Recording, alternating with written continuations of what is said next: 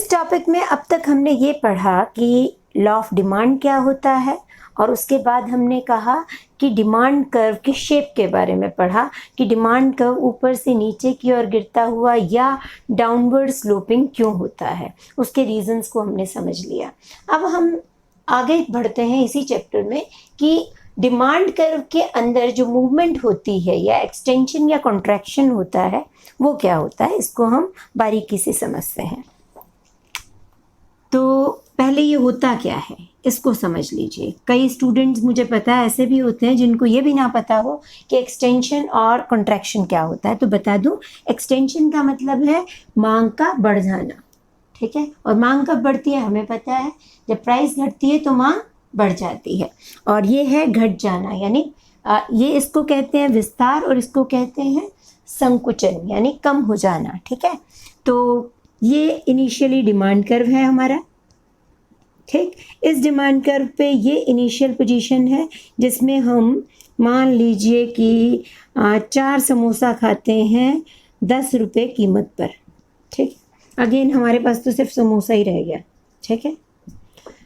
4 समोसे हैं 10 रुपये कीमत पर। अब मान लीजिए कि समोसा 20 रुपये कर दे, आपका कैंटीन वाले ने समोसा बढ़ाकर कर दिया 20 रुपये। तो 20 रुपये पे कितने समोसे खा लोगे? नेचुरल है, एक खाओगे, ठीक। कम खाओगे, ठीक। तो ये क्या हुआ, ये हुआ डायग्राम में हमेशा एक बात याद रखना बेटे, ये थोड़ा मैं उल्टा सीधा बन रहा है लेकिन आपने हमेशा एरोज ज़रूर लगाने हैं। माइक्रो इकोनॉमिक्स में एरोज का बड़ा रोल है डायग्राम्स के अंदर। तो ये दिखाया मैंने कि प्राइस ऊपर को गई, डिमांड मेरी अंदर को हो गई, कम हो गई। इसको मैं क्या कहूँगी? कॉन्ट्रैक्शन। ये क्या है? कॉन्ट्रैक्ट हो गई या कम हो गई, कॉन्ट्रैक्शन। इसको हिंदी में संकुचन कह देते हैं, ठीक। तो ये कॉन्ट्रैक्शन है। कॉन्ट्रैक्शन क्यों हुआ? प्राइस में चेंज की वजह से। अब इसी तरीके से एक और केस देख लेते हैं। इसमें क्या हो गया, हमारे समोसे की सेल लग गई, ठीक है। Bye 1 samosa gate 2 samosa. 10 रुपये का समोसा, 2 समोसा खाते थे, चलो 4 खाते थे, ओके 4 खाते थे, ठीक। अब जो है समोसा हो गया 5 रुपये का, समोसा 5 रुपये का हुआ, आपने अब 6 समोसे खाने शुरू कर दिए, ठीक है। या खिलाने शुरू कर दिया, एक ही बात है, इतना खाओगे तो पेट खराब हो जाएगा। तो आप ये कह लें कि आपने समोसे खिलाने। ये मेरा एरो किधर जा रहा है कि डिमांड पहले से बढ़ गई है। इसको हम कहते हैं विस्तार या एक्सटेंशन,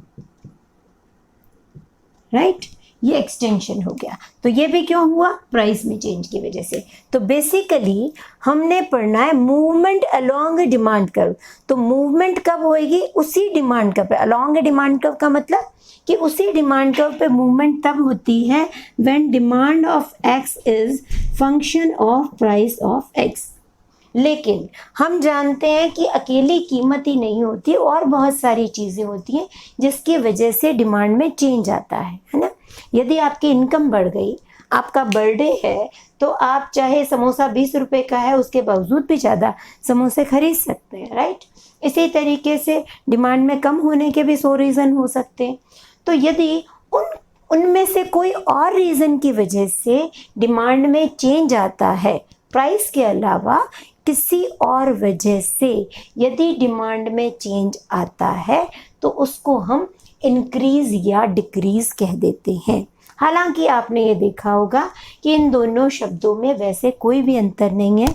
हम इकोनॉमिक्स में इस कॉन्सेप्ट के अलावा जब भी हम इन 2 शब्दों को इस्तेमाल करेंगे तो इंटरचेंजेबली करेंगे, यानी कि इसकी जगह उसको और उसकी जगह इसको इस्तेमाल कर सकते हैं।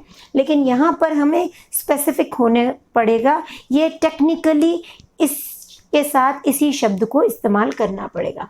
तो इंक्रीज और डिक्रीज कब होता है? इंक्रीज और डिक्रीज का केस है कि यदि मान लीजिए, मैं इधर को आती हूँ, मान लीजिए कि हमारा ये डिमांड कर्व है, ठीक है। प्राइस हमारी ये है और डिमांड हमारी ये है। एक इनिशियल पोजीशन तो ज़रूर लेनी पड़ती है, उसके बाद हम चेंजेस देखते हैं। अब इसी कीमत पर यदि किसी वजह से, मान लीजिए वजह ये है कि आपकी इनकम बढ़ गई है, आपकी इनकम बढ़ गई है, तो अब आप उसी चीज़ को अब पहले से ज़्यादा अफोर्ड करते हो, है ना। डिमांड आपकी बढ़कर इतनी हो गई है, मान लीजिए ये हो गई है X1, क्या हो गई है, डिमांड बढ़ गई, पर प्राइस में there is no change, same price है। सेम प्राइस पे आप ज़्यादा प्रोडक्ट खरीद रहे हो या ज़्यादा प्राइस पे आप सेम प्रोडक्ट खरीद रहे हो, दोनों का मतलब यही है कि आपकी डिमांड में इजाफा हुआ है। और इसका मतलब है कि अब आपको डिमांड कर्व जो है पहले से शिफ्ट करना पड़ेगा। तो इसको कहते हैं हम शिफ्टिंग इन डिमांड कर्व।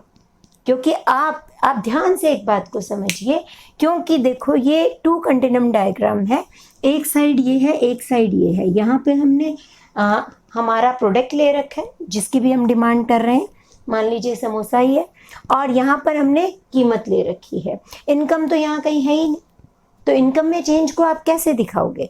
हमने कहा वाई बढ़ा या इनकम बढ़ी, तो इनकम में चेंज दिखाने के लिए आपके पास यहाँ पे कुछ भी नहीं है, तो आपको क्या करना पड़ेगा, डिमांड कर्व को शिफ्ट करना पड़ेगा। और सेम चीज़ हमें यहाँ बनानी पड़ेगी डिक्रीज के लिए। ये इंक्रीज का केस है, डिक्रीज का केस यहाँ बनाते हैं। डिक्रीज के केस में हम क्या करेंगे कि हमारा ये डिमांड कर्व था, अब ये प्राइस थी, अब आपने किसी वजह से मान लीजिए इनकम घट गई या आपका फैशन चला गया उस प्रोडक्ट का, तो आपने डिमांड को घटा दिया। डिमांड को घटाओगे तो नेचुरल है उसी कीमत पर आप पहले से कम खरीद रहे हो, ठीक है, या ज़्यादा कीमत पे आप पहले से कम कीमत होने के बावजूद भी आप पहले से कम खरीदोगे, तो ये आपका डिक्रीज इन डिमांड का होगा। तो बेसिकली यहाँ पर demand of X is function of income, price of Y, या कोई भी और रीज़न, फैशन या कुछ भी, कोई भी रीज़न है other than price. Other than price जब भी कोई चेंजेस आएंगे डिमांड में जिसकी वजह से डिमांड चेंज होगी, तो इसको हम शिफ्ट इन डिमांड का केस मानेंगे और ये इंक्रीज या डिक्रीज का केस मानेंगे। तो ये आपको समझ आया होगा। Thank you so much for watching.